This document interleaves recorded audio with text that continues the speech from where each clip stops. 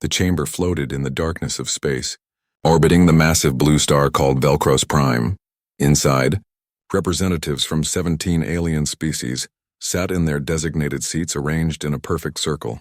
Each species had held their position for thousands of years, ruling over hundreds of worlds.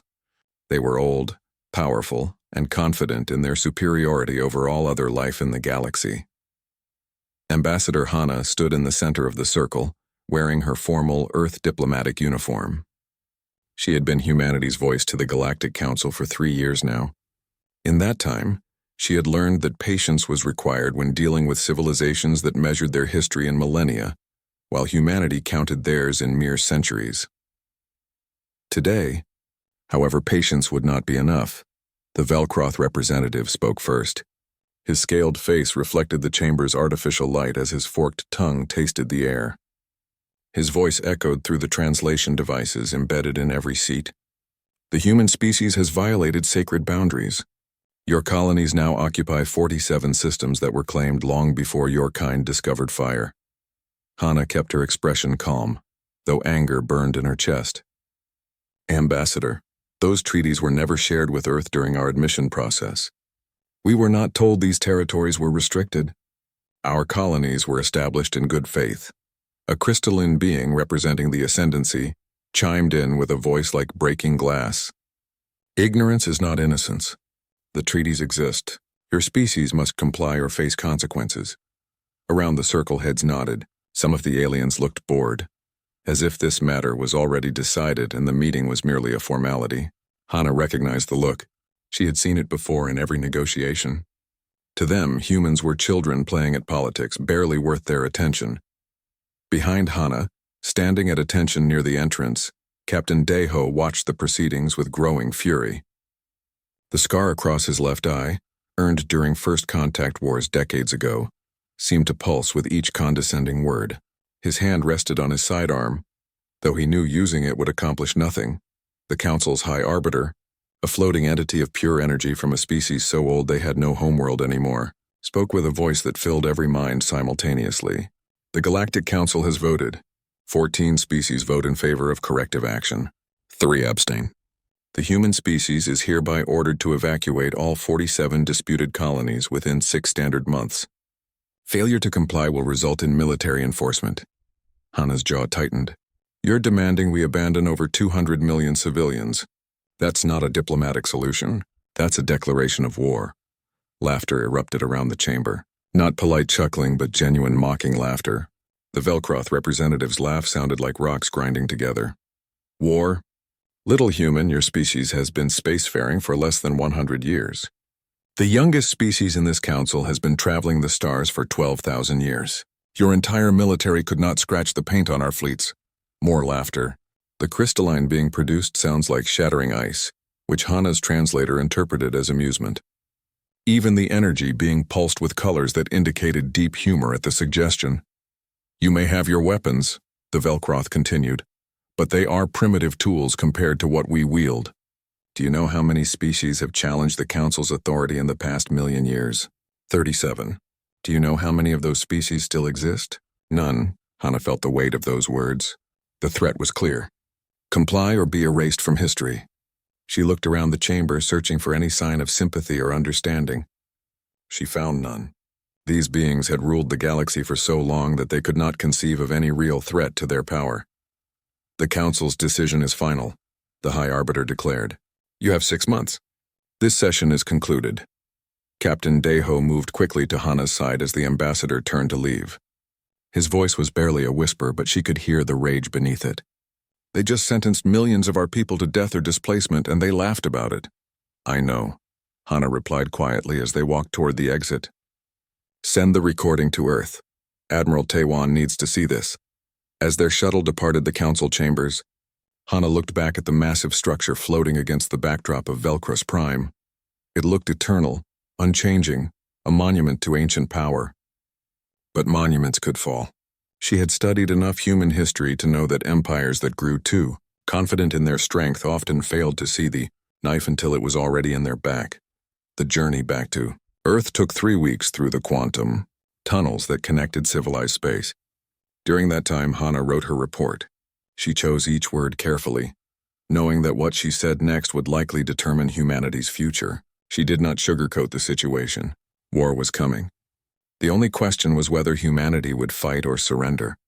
On Earth, in the underground military command center beneath Geneva, Admiral Taiwan watched the council session recording for the third time. Each viewing made him angrier. Around the conference table sat the leaders of Earth's combined military forces, representatives from every major nation that had contributed to humanity's space fleet. They laughed at us, Colonel Jiwan said, her voice flat and dangerous. She commanded Earth's Special Operations Division, soldiers trained for the dirtiest jobs in warfare. They think we're insects to be stepped on. They're right about one thing, said a voice from the screen at the end of the table. Dr. Minho's face looked tired. He had been working in the weapons research facility on Mars, developing humanity's next generation of military technology. In a conventional war, we lose. Their fleets outnumber ours 30-1. Their weapons are more advanced. Their shields are stronger. If we fight them ship to ship, we die. Then we don't fight them ship to ship, Admiral Taiwan said simply. We fight them the way humans have always fought when facing superior force. We make them bleed for every inch. We make them fear the cost of victory. The Admiral pulled up a file marked with the highest security clearance. 30 years ago, when we first met the Council, some people in Earth's government decided we needed insurance. They created a program called Project Prometheus. Dr. Minho has been running it for the past decade. Faces around the table showed confusion. Even most of the military leadership had never heard of this project. Dr. Minho took over the briefing. We studied every species in the Council, their biology, their technology, their culture, and we developed weapons specifically designed to kill them, not to fight them fairly, but to exterminate them if necessary. Silence filled the room as the implications sank in. These weapons, Minho continued, are designed to exploit weaknesses, biological weapons tailored to specific genetic markers, quantum bombs that will tear apart their FTL drives, stellar manipulation devices that can destabilize stars. They're not conventional weapons, they're civilization killers. Admiral Taiwan stood and walked to the window overlooking the command center below. Thousands of personnel worked at their stations, unaware of the decision being made above them. The Council gave us 6 months. We used that time to prepare. If they want war, we'll give them something they've never experienced in their million years of history. We'll show them what desperate humans are capable of. Captain Daho's voice came through the communication link from his ship in orbit. Admiral, what are your orders? Taiwan turned back to face the room. His expression was hard as steel. Begin Operation Prometheus. Evacuate the colonies quietly while preparing them for defensive actions. Get Colonel Jiwan's teams into position in Council space. And someone contact President Suman. She needs to authorize what comes next. As the meeting ended and officers rushed to their duties, Dr. Minho remained on the screen. Admiral, if we deploy these weapons, the galaxy will never forgive us. Doctor, Taiwan replied, I would rather the galaxy fear us than mourn us. The Council made their choice when they laughed at our ambassador. Now they'll learn what happens when you corner a species with nothing left to lose. 5 months had passed since the Council's ultimatum. In that time, Earth had transformed from a peaceful civilization into a war machine operating at maximum capacity. Every shipyard worked around the clock. Every weapons facility produced arms at triple capacity. Every soldier trained as if their next battle would be their last. Because it very well might be. President Suman stood in the observation room of the Geneva Command Center, looking down at the organized chaos below. She had not slept more than 4 hours a night since receiving the Council's demand. The weight of 200 million colonists rested on her shoulders, along with the 10 billion people on Earth who would face the Council's wrath if diplomacy failed. Madam President, Admiral Taiwan's voice broke through her thoughts. We're ready for the final briefing. The war room was crowded with humanity's top military minds. Admiral Taiwan stood at the center, with holographic displays showing fleet positions, colony locations, and enemy force estimates. Captain Daho attended via video link from his flagship, the Soul's Fury, currently in orbit around the colony world of New Busan. Colonel Jiwon sat silently in the corner, her eyes cold and calculating. Dr. Minho appeared tired, his hand shaking slightly as he prepared his presentation. A new face, Engineer Hyunwoo, sat nervously beside Minho. Let's begin with the bad news, Taewon said. Our intelligence estimates the Council is assembling 12,000 warships. That represents the largest military force in recorded galactic history. They're not taking chances. They want to crush us so thoroughly that no other species ever considers defying them. The holographic display showed the massive fleet gathering near Velcros Prime. Ships from 16 different species, each one larger and more powerful than Earth's best vessels. The sight would have been beautiful if it were not so terrifying. In a conventional engagement, we have no chance, Taewon continued. Even our newest ships are outclassed. Their shields can absorb anything we can throw at them. Their weapons can destroy our vessels from distances we cannot match. If we meet them in open space, ship to ship, we will lose every single battle. Silence filled the room. Everyone knew this, but hearing it stated so bluntly made it real. Now the good news, Taewon said with a grim smile. We're not going to fight them conventionally. Dr. Minho, please explain Project Prometheus. Minho stood, his hands still shaking. For 30 years, we've been preparing for this exact scenario. We studied each council species down to their DNA. We mapped their technology. We infiltrated their networks. And we built weapons designed specifically to kill them. The display changed to show various weapons systems. Each one looked more terrible than the last. First, biological weapons. The Velcroth have a genetic vulnerability in their respiratory system. We've developed a pathogen that spreads through their communication implants, causing their own nervous system to attack their lungs. It will cripple their military command within days. Minho moved to the next display. Second, the quantum-fold missiles that Engineer Hyunwoo designed. These weapons can phase through standard energy shields and detonate inside ship cores. The Council's shields are designed to stop physical and energy weapons, but they've never encountered quantum phase technology. Engineer Hyunwoo spoke up, his voice barely above a whisper. Each missile can destroy a ship from the inside. No shield can stop them. The Council's entire defensive doctrine becomes useless. Third, Minho continued, stellar manipulation devices. We can destabilize a star's core, causing it to expand or collapse. The Council has grown comfortable knowing their homeworlds are safe behind massive defensive fleets. This weapon makes nowhere safe. President Suman felt sick. These weapons could kill billions. Yes, Madam President, Minho replied. That's exactly what they're designed to do. The Council threatened to erase us from history. These weapons ensure that if we fall, we take them with us. Colonel Jawan finally spoke, her voice cutting through the room like a blade. My teams are already in position throughout Council space. We've infiltrated their shipyards, their supply lines, and their communication networks. When the war begins, we strike first and we strike everywhere. They'll be fighting fires on 1,000 fronts before their main fleet even reaches our space. Captain Daeho's voice came through the speakers. What about the colonies? 200 million people cannot be evacuated in time. Admiral Taewon pulled up a new tactical display. That's where Operation Wildfire comes in. We're not going to defend the colonies conventionally. We're going to turn each one into a trap. We evacuate as many civilians as we can quietly, using unmarked transports to hidden locations. The colonies themselves get rigged with every weapon we have. When the Council fleets arrive expecting easy targets, they'll find death traps. You're going to sacrifice the colonies? President Suman asked, horror in her voice.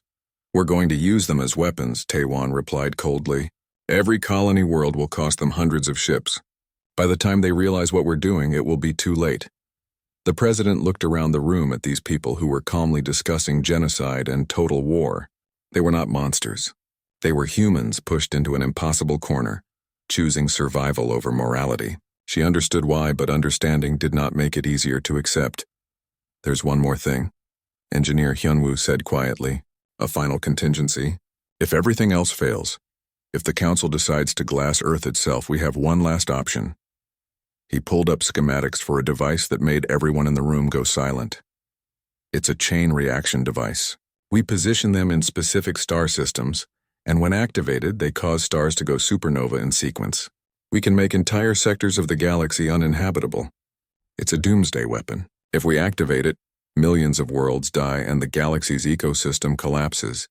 You built that? Suman whispered. We built it 30 years ago, Minho admitted. We've just never told anyone. It's been hidden in deep storage, waiting, hoping we would never need it. President Suman sat down heavily. The room spun around her. She had entered politics to make people's lives better, to build a future for humanity among the stars. Now she sat in a room full of weapons designed to end civilizations. This was not the future she had imagined. The Council's deadline is in 4 weeks, Admiral Taiwan said. We need a decision, Madam President. Do we surrender and hope they show mercy? Or do we fight with everything we have? Suman looked at each person in the room. She saw determination in Taiwan's eyes, cold calculation in Jiwan's expression, and deep sadness in Minho's face.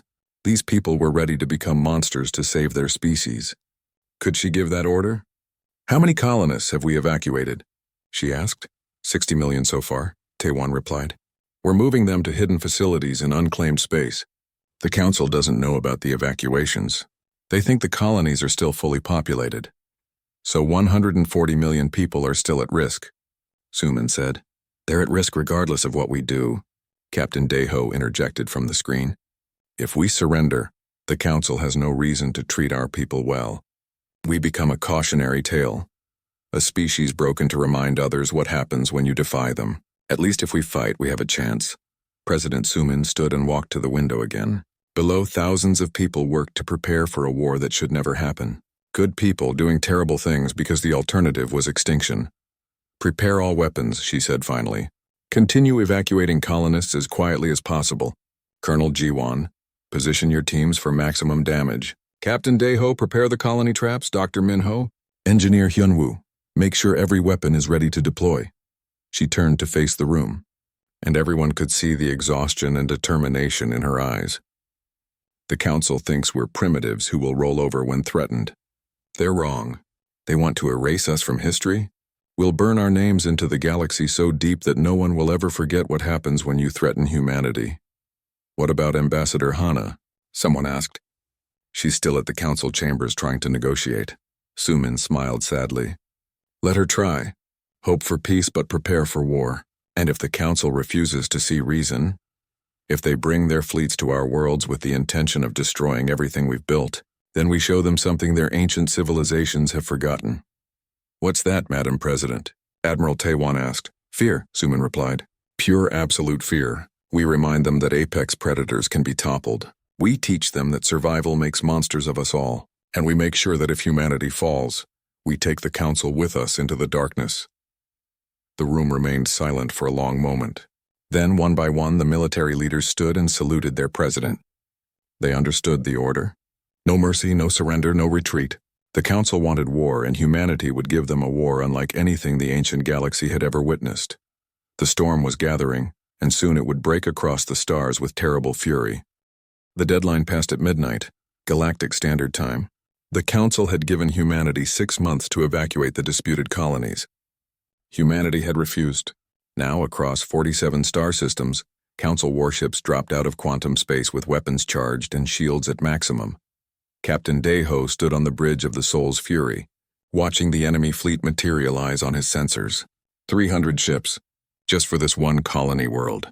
His fleet consisted of 42 vessels, most of them old cruisers that had been in service for decades. The math was simple and brutal. All ships, this is Deho. You know the plan. We're not here to win. We're here to buy time and make them pay for every inch. Make your ancestors proud. The first Council ship opened fire. Beams of concentrated energy lanced across space, striking the human defensive line. Shields flared and died. 2 human ships exploded in the opening salvo. The battle had lasted less than 10 seconds, and humanity had already lost 5% of its forces. But Captain Deho had not survived first contact wars by being predictable. Execute pattern Omega. All ships break formation and scatter. Make them chase us. The human fleet split apart like water, each ship taking a different vector. The Council fleet, expecting a traditional defensive formation, hesitated for precious seconds as their commanders adjusted tactics. Those seconds cost them. Fire quantum fold missiles. All tubes, Deho ordered. Engineer Hyunwoo's experimental weapons launched from every human ship simultaneously. To the Council sensors, they appeared as standard missiles. Their shields, designed to stop any known weapon, did not even register the quantum signatures. The missiles phased through the shields as if they were not there at all. 20 Council ships exploded from within as the missiles materialized inside their cores and detonated. The enemy fleet stopped advancing, confusion rippling through their ranks. Their shields had not registered any impacts. How had human weapons penetrated their defenses? "Keep firing. Don't give them time to adapt," Deho commanded. More missiles launched. More council ships died. But there were so many of them, and the humans were running out of the special missiles. For every enemy ship destroyed, 2 more moved to fill the gap. "Sir, we've bought them 4 hours," his tactical officer reported. "The civilian transports have cleared the system." "Then it's time for the finale," Deho said grimly. "All ships retreat to Rally Point Delta. Lead them to the station." The human fleet turned and ran, leading the pursuing council forces deeper into the system, toward the abandoned colony station designated New Busan.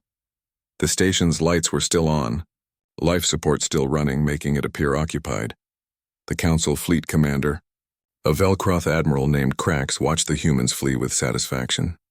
These primitives had managed to destroy some ships with a new weapon, but that only delayed the inevitable. His forces would take the station, secure it as a forward base, and move on to the next human colony. "Surround the station," Krax ordered. "Disable their defenses and prepare boarding teams." 300 council ships moved into position around New Busan Station. They were careful, methodical, following procedures refined over thousands of years of warfare. They did not know they were following those procedures directly into a trap. Captain Deho watched from a safe distance as the enemy fleet surrounded the station. "Engineer Hyunwoo, are the charges ready?" On Mars, millions of kilometers away through quantum communication, Hyunwoo's hand hovered over a detonation switch. "Charges are armed." "Captain, are you sure? This will destabilize the entire star system." "Do it," Deho ordered. Hyunwoo pressed the button. Inside New Busan Station, hidden throughout its structure, were stellar core charges. Humanity had cracked open a dying star, compressed its core material into bombs, and planted them throughout the station. When they detonated simultaneously, they released the same energy as a star-going supernova. The explosion was visible from 3 systems away. 300 council ships simply ceased to exist, vaporized in an instant.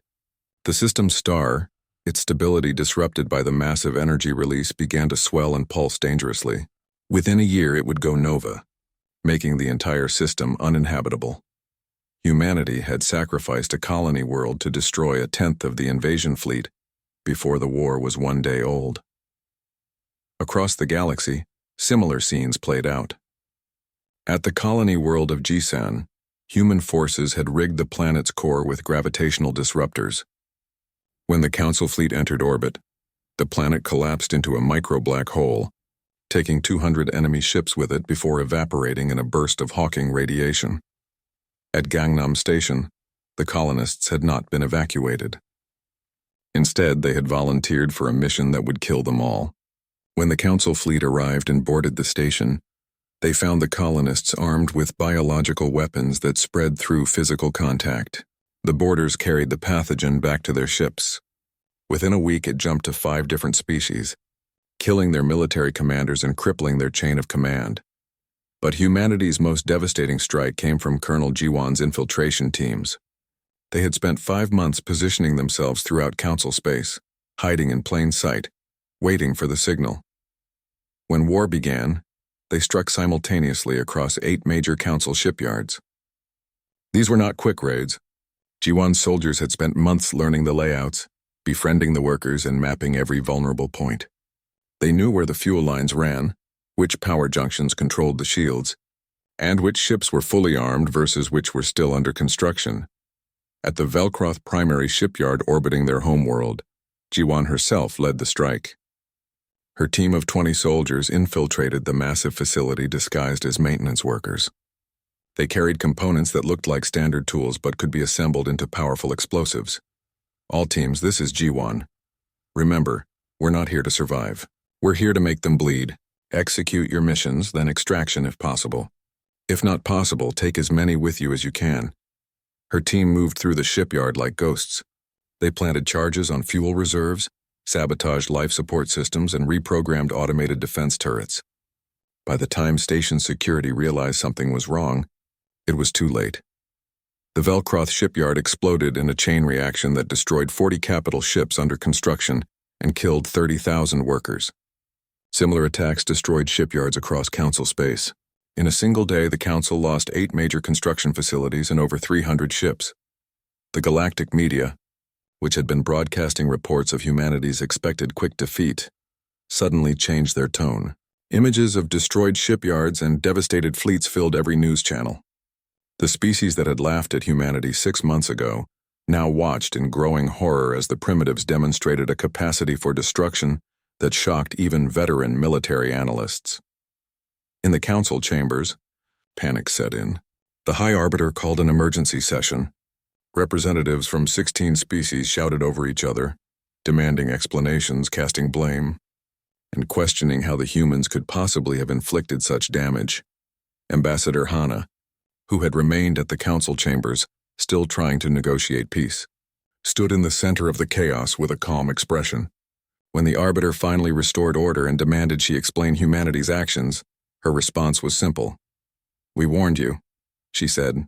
"You were told that attacking our colonies would result in war. You chose not to believe us. You thought we were weak because we are young. You forgot that young species are still learning, still adapting, still hungry. Your civilizations are ancient and powerful, but they are also slow and comfortable. You have forgotten what desperation looks like. This is barbarism," the Velcroth representative shouted. "You destroyed an entire star system. You killed millions of civilians in our shipyards." "Yes," Hana replied without emotion. "We did, just as your fleets were prepared to kill millions of our civilians in the colonies. The difference is we struck first and we struck harder. You wanted to teach us a lesson about the cost of defying the Council. Instead, we are teaching you a lesson about the cost of threatening humanity. This war must end," the crystalline ascendancy representative chimed. "Your species cannot win. We have thousands more ships. We will wear you down." "Perhaps," Hana admitted. "But how many of your ships are you willing to lose? How many of your worlds will you sacrifice? Because I promise you, for every human who dies, we will kill 100 of yours. For every colony you take, we will destroy 10 of your stations. This is not a war of conquest. This is a war of extinction. And if humanity is going to die, we will drag the entire galaxy down with us." The council chamber fell silent. For the first time in their long history, these ancient civilizations realized they were not facing a primitive species that would surrender when confronted with superior force. They were facing a species that had looked into the abyss of extinction and decided that if they must fall, they would take everyone else with them. Admiral Krax, watching from his flagship in orbit around Velcro's Prime, understood this truth before his politicians did. He had seen the tactical reports. He had watched human forces turn every defeat into a Pyrrhic victory for the Council. He had counted the cost in ships and soldiers. We are fighting. 3 months into the war, the galaxy burned. What was supposed to be a quick military action to punish an upstart species had become a nightmare that consumed fleets and shattered civilizations. The Galactic Council had lost over 4,000 ships. 8 major shipyards lay in ruins. 6 species had withdrawn their forces after human attacks devastated their home systems. In the Geneva Command Center, Admiral Taewan studied the tactical displays with satisfaction mixed with horror. Satisfaction because humanity was winning battles they should have lost. Horror because of what they had become in the process. "Report," he ordered. "The Velcroth Empire has lost 60% of its military capacity," his intelligence officer stated. "The ascendancy is down 40%. 3 minor council species have completely withdrawn from the war. 5 more are considering it. The council alliance is fracturing." "And our casualties?" Taewan asked, though he already knew the answer would be terrible. 90% of our initial fleet is destroyed. We have lost 23 colony worlds. Estimated civilian casualties are 47 million. The number hung in the air like poison. 47 million dead, most of them civilians caught in orbital bombardments, when Council forces glassed colonies in retaliation for human attacks. Taewan felt each death like a weight on his soul, but he could not afford to stop now. "Then we move to Phase 2, he said quietly. "Colonel Jiwan, are your teams in position?" Jiwan's face appeared on the screen, transmitted from somewhere deep in Council space. She looked tired, but her eyes remained hard and focused. "Yes, sir. We have infiltrated supply lines across 12 systems. We can disrupt food shipments, medical supplies, and civilian infrastructure. But Admiral, these are civilian targets. We will be killing millions of non-combatants." "I know what we are doing, Colonel," Taewan replied coldly. "The Council has already killed 47 million of our civilians. They glass our colonies from orbit, targeting population centers deliberately. If we are to survive this war, we must break their will to fight. That means making the cost unbearable even for civilians. President Suman, listening from her office, closed her eyes. She had authorized this phase of the war after agonizing for weeks. The Council was killing human civilians, and the only way to stop them was to make them fear the same happening to their own people. It was barbaric, monstrous, and necessary. Execute Phase 2, she said, her voice heavy with exhaustion and guilt. May whatever gods exist forgive us. Commander Yuna sat in the pilot seat of her stealth ship, the Silent Reaper, which drifted in high orbit above Velcros Prime. Her mission was simple in description but horrifying in implication. She was to deploy a biological weapon that would attack the planet's primary food crop, a fungus that the Velcroth depended on for 70% of their nutrition. The weapon would not kill anyone directly. It would simply make the fungus toxic to Velcroth biology. The famine would take months to develop, years to cause mass casualties, but it would be irreversible. Even after the war ended, Velcros Prime would need decades to recover its food production. Millions would starve, payload armed, her co-pilot reported, targeting major agricultural zones. Yuna's hand hovered over the launch button. She thought about the Velcroth civilians below, going about their lives unaware that their entire civilization was about to be sentenced to slow starvation. They were not soldiers. Most of them had probably never even thought about the war beyond what their propaganda told them. But then she remembered the images from the colony world of Taigu Council ships had bombarded it from orbit for 3 days straight, ensuring that nothing survived. 15 million humans had died screaming as fire rained from the sky. Children, elderly, civilians who had nothing to do with the war. The Council had not hesitated. Launch, Yuna ordered. The biological weapon dispersed through the atmosphere, invisible and unstoppable. Within days, it would infect every food-producing zone on the planet. Within weeks, the fungus crops would begin dying. Within months, food riots would begin. The Velcroth Empire's ability to sustain its military would collapse under the weight of domestic crisis. Similar operations occurred across Council space. Human forces poisoned water supplies with agents that caused chronic illness, but not immediate death. They released engineered bacteria that destroyed fuel refining equipment. They sabotaged power grids, causing rolling blackouts that disrupted industrial production. The attacks were surgical, targeted, and devastating. More importantly, they were designed to create terror. The Council species, comfortable in their ancient security, suddenly found that nowhere was safe. Not their shipyards, not their colonies, and not even their homeworlds. Captain Deho, now commanding a mixed fleet of captured Council ships refitted with human weapons, led increasingly bold raids into Council territory. His most audacious mission came 3 months into the war, when Admiral Taewan ordered him to attack the Council chambers themselves. It's suicide. Deho's first officer protested when he heard the plan. The Council chambers have defense stations that could destroy 100 fleets. Then we make them think we have 200 fleets, Deho replied with a grim smile. Using captured Council ships as decoys, broadcasting false signatures and exploiting gaps in the defensive grid, Deho's fleet penetrated deep into the Velcros Prime system. They could not destroy the Council chambers, that was never the goal. But they could demonstrate that humanity could strike anywhere, anytime. The raid lasted 4 hours. Deho's fleet destroyed 3 defensive stations and damaged the outer hull of the Council chambers themselves before retreating. The message was clear. If humanity could reach the heart of Council power, then no one was safe. In his laboratory on Mars, Dr. Minho watched casualty reports with growing despair.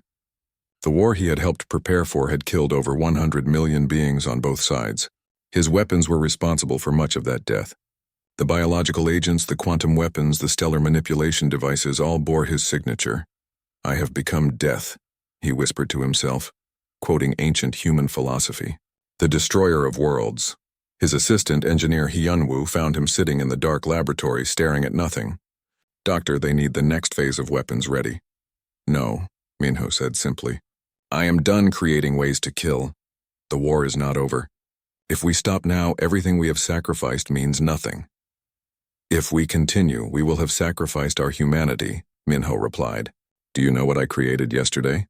A weapon that targets children. Specifically children. The theory is that attacking the young will break the morale of enemy species faster than killing soldiers. I designed it. I tested it. I prepared it for deployment. And when I realized what I had done, I wanted to die. Hyunwoo sat beside him. We are fighting for survival. Are we? Minho asked. Or are we fighting because we have forgotten how to stop? The Council's alliance is fracturing. 5 species have already withdrawn from the war. We are winning. But we keep escalating, keep making things worse because stopping feels like surrender. Before Hyunwoo could respond, alarms blared throughout the facility. Emergency channels lit up with priority messages. Admiral Taewon's face appeared on every screen simultaneously. All personnel, emergency briefing. The Council's hardline faction has assembled a final strike force.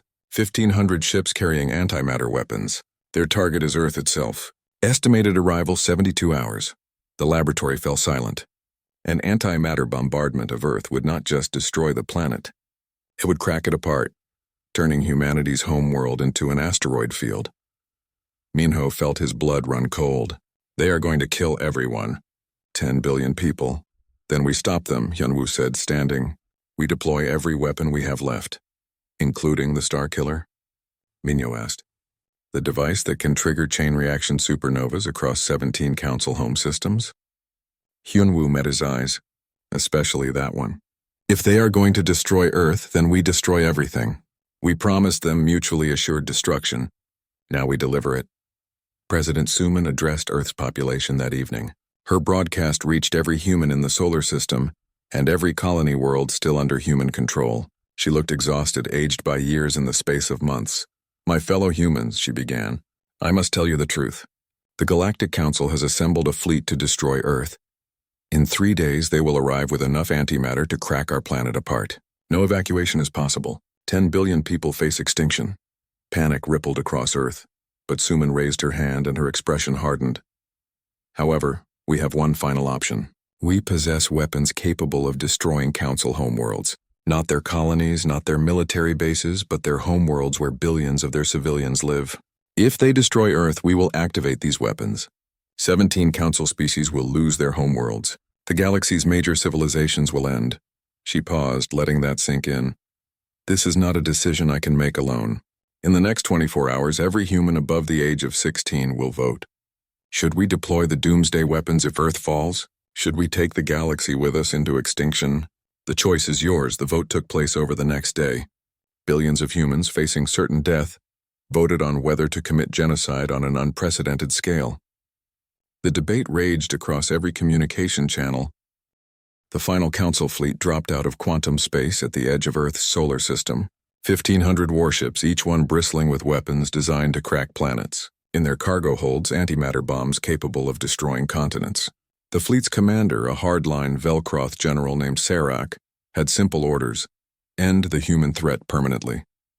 Captain Dae-ho watched the enemy fleet materialize on his sensors. He commanded Earth's last defense force, 400 ships cobbled together from whatever humanity had left. Most were damaged vessels held together by emergency repairs. Their crews were exhausted, running on stimulants and desperation. The math was simple. They would all die, and it would not be enough to stop the enemy. All ships, this is Dae-ho. We are not here to win. We cannot win. We are here to buy Earth time. Every minute we delay them is another minute for our families to say goodbye. Make it count. The human fleet surged forward. They did not wait for the enemy to come to them. They attacked immediately, launching every quantum-fold missile they had left. The Council fleet's shields meant nothing against weapons that phased through them. 50 Council ships exploded in the opening minutes, but there were 1,500 of them and only 400 human ships. For every enemy vessel destroyed, 3 more took its place. The Council fleet pressed forward relentlessly, weathering the human attack like a wave crashing against rocks. On Mars, Dr. Minho stood in the weapons control center, his hands shaking as he armed the Starkiller devices. Commander Yuna's stealth ships had positioned them in 13 Council home systems over the past 3 months. Each device was now locked onto its target star, ready to trigger a supernova that would make entire systems uninhabitable. Devices armed, Minho reported to Admiral Taewon. We are ready to execute. Taewon stood in the Geneva Command Center watching the battle unfold in real time. Human ships were dying by the dozens. The Council fleet pushed closer to Earth with every minute. In 6 hours, they would be in position to launch their antimatter weapons. Broadcast the ultimatum, Taiwan ordered. Every channel, every frequency. Make sure the entire galaxy hears this. The Admiral's face appeared on screens across civilized space. His voice carried to council chambers, news networks, and civilian populations on 1,000 worlds. I am Admiral Taiwan of Earth's military command. The Council fleet approaching Earth carries antimatter weapons intended to destroy our homeworld. If they fire those weapons, we will activate stellar disruption devices positioned in 13 Council home systems. Your stars will explode. Your homeworlds will burn. Billions will die. This is not a threat. This is a promise. We did not want this war. We asked for peace. We begged for compromise. You laughed at us. You called us primitives. You brought war to our colonies and death to our people. Now you will reap what you have sown. Council species, you have a choice. Order your fleet to stand down or watch your civilizations end. You have 1 hour. In the council chambers, chaos erupted. The moderate faction, which had been growing as the war dragged on, screamed at the hardliners who had authorized the Earth attack. Ambassador Hana stood in the center of the room, her expression grim. You thought we were bluffing, she said calmly. You thought we were too civilized, too young, too moral to actually use doomsday weapons. You were wrong. Humanity has already lost over 50 million people in this war. We have sacrificed dozens of colony worlds. We have burned away pieces of our souls to survive. What makes you think we will hesitate to take you with us? The Velcroth hardline representative shouted back. You are monsters. You would kill billions of innocents. Yes, Hana replied simply. Just as your fleet is preparing to kill 10 billion innocents on Earth. The difference is we warned you this would happen. You chose not to believe us, again. The crystalline ascendancy representative chimed urgently. We must stop the fleet. Order them to withdraw. It is too late, the hardliner replied. The fleet is under General Sirac's command. He will not stand down. He believes humans are bluffing, that they lack the will to commit mass murder. Then he is a fool, said a new voice. The energy being that served as High Arbiter pulsed with colors that indicated deep concern. This war has already cost too much. If the humans activate their weapons, galactic civilization collapses. The damage will take millennia to repair. We must find another way. There is no other way, Hana said. Your general will not stop. Our admiral will not surrender. In 6 hours, either Earth dies or 13 council worlds die. Choose. The moderate faction attempted a coup within the council chambers themselves. They tried to issue override orders to General Sirac, demanding he withdraw. But the general, convinced of his righteousness and human weakness, ignored the orders. His fleet pressed on toward Earth. In space, Captain Deho's fleet was being torn apart. 300 of his 400 ships were destroyed. The survivors, damaged and desperate, continued fighting. Deho's flagship, the Soul's Fury, had lost main power and was running on emergency systems. But still he fought. Sir, the enemy fleet is moving into firing position, his tactical officer reported. They are arming the antimatter weapons. Deho looked at his crew. Young men and women who had given everything to defend their home. It has been an honor serving with you all. When we meet in whatever comes after, we can say we did everything possible. On Earth, President Suman sat in her office watching the battle through live feeds. Her family was with her. There would be no evacuation, no escape. They would face the end together. She thought about the vote, about how narrowly humanity had chosen vengeance over mercy. In a few hours, she would know if that choice mattered. In the Geneva Command Center, Admiral Taiwan prepared to give the final order. His finger hovered over the button that would send the activation signal to Dr. Minho's weapons. 13 stars would explode. Billions would die. The galaxy would burn. Admiral, his communication officer said suddenly, we are receiving a transmission. Multiple Council species are broadcasting. They are breaking away from the Council Alliance. They are declaring the attack on Earth unauthorized and criminal. Taiwan pulled up the broadcasts. 7 Council species had simultaneously declared their withdrawal from the war and their opposition to the Earth attack. They were threatening to fire on General Sirac's fleet themselves if he did not stand down. The Council Alliance was not just fracturing. It was shattering, but General Sirac still would not stop. His fleet entered Earth's orbital space, antimatter weapons armed and ready. He broadcast one final message to Earth. Humans, you have proven more resilient than we anticipated, But resilience is not enough. Your species ends today. Your homeworld will become a lesson to the galaxy about the cost of defying the Council. President Suman closed her eyes. Admiral Taiwan, give the order. Taiwan pressed the button. Dr. Minho, tears streaming down his face, activated the Starkiller devices. 3 Council home systems lit up like newborn suns as their stars went supernova. Not the major empires like the Velcroth or the Ascendancy. Minho had chosen 3 of the hardline species, the ones most committed to humanity's destruction. 3 civilizations that had laughed at humans 6 months ago. 3 homeworlds burned. The death toll reached into the billions. The galaxy watched in real time as stars exploded and worlds died. General Serac, watching his own homeworld of Velcros Prime, suddenly appeared safe only because others had died in its place, finally understood. The humans were not bluffing. They had actually done it. They had committed genocide to prove a point. All ships withdraw immediately, he ordered, his voice shaking. Stand down all weapons. Retreat from Earth space. The Council fleet turned and fled. They had come to destroy Earth, confident in their superiority and righteousness. They left in terror, understanding that they had pushed the humans beyond any line of reason or mercy. In the Geneva Command Center, cheers erupted. Earth had been saved. Humanity had survived, but Admiral Taiwan did not cheer. He looked at the images of the 3 destroyed homeworlds and felt sick. Victory had come at a price that would haunt humanity forever. The war ended not with a peace treaty, but with a whimper. The Galactic Council dissolved within weeks, its authority shattered by the revelation that it had authorized genocide and then been defeated by the youngest species in civilized space. 7 species that had withdrawn formed a new alliance with humanity at its center. The others scattered to their own territories, nursing wounds that would take generations to heal. 1 year later, Captain Deho commanded peacekeeping operations across former Council space.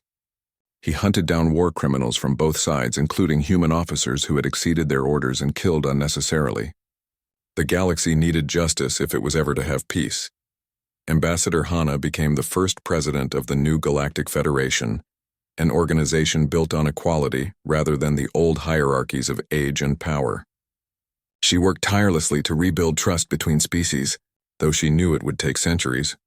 Dr. Minho lived in isolation on a remote moon, unable to forgive himself for the weapons he had created and the billions who had died by his hand. He spent his days writing detailed accounts of everything he had done, creating a record so that future generations would understand the true cost of the war. Colonel Jiwan trained the next.